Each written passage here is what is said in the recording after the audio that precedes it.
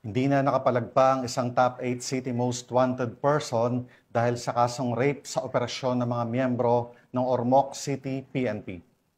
Ang pagkakadakip sa suspect ay bunga ng pagsisikap ng Philippine National Police kontra sa mga wanted person at iba pang kriminalidad sa pagpapanatili ng kaayusan at kapayapaan sa bansa. Nakatutok dyan si Patrolwoman Camberley Flores.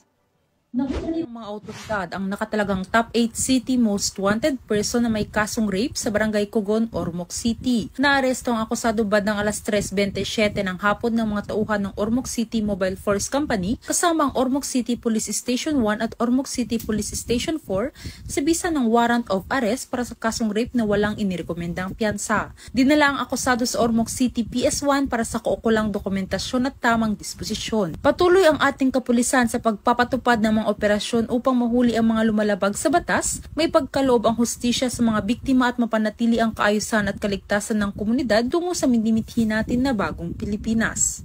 Mula dito sa Tacloban City, ako ang inyong PNN correspondent, Patrolwoman Flores, alagad ng batas, tagataguyod, balitang